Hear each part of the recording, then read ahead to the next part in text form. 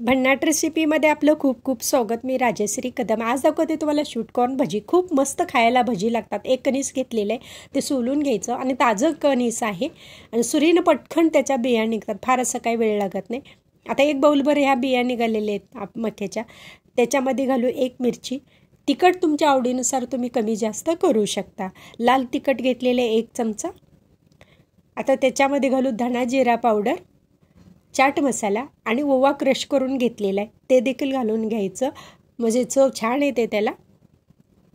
थोडीशी कोथिंबीर घालून घेऊ आणि आता बेसन घेतलेलं आहे 1 मोठा चमचा, म्हणजे लहान चमच्याने 4 चमचे होतात ते. थोडीशी हळद घालून घेऊ अर्धा चमचा आणि त्याच्यामध्ये मोठा 1 चमचा ना तांदळाचं पीठ घेतले. त्याच्यामुळे फार असं कुरकुरीत भजी होतात.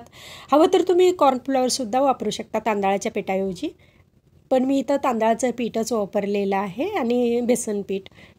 आता हे मग मिक्स करायचं. तो चवीनुसार मीठ घालून घेऊ. मीठ घालून घ्यायचं, राहूनच गेलं.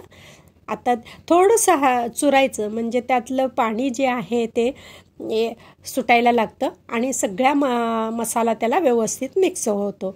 आणि तेल मी वापरलेलंच घेतलेलं आहे तळणीचं, म्हणून पिवळं दिसतंय. तुम्ही आणि म्हणाल पिवळं कसं काय तेल. आता छान दोन्ही बाजूने एकदम क्रिस्पी भाजून घ्यायचे आहेत. आणि ही लोणावळ्याकडे गेलात ना, हमखास तुम्हाला भजी खायला मिळतात बघा. पावसाळ्याच्या वेळेला खूप तिकडं फेमस आहे ती भजी, कॉर्न भजी.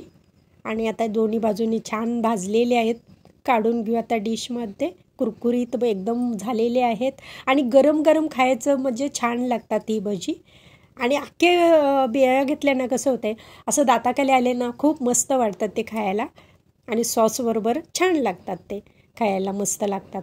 दाखवते तुम्हाला. तयार झालेले हे पहा, मस्त भजी झालेले आहेत, कुरकुरीत झालेले आहेत आणि खायला तर अप्रतिम लागतात. करून नक्की बघा. माझी रेसिपी व पदार्थ आवडल्या चॅनलला सबस्क्राईब करा, बेल ऐकून दाबा, लाईक करा, इतरांना शेअर करण्यास विसरू नका, तसंच कमेंट करण्यास विसरू नका. आपल्यासाठी अशीच नवनवीन पदार्थांनी तोपर्यंत धन्यवाद.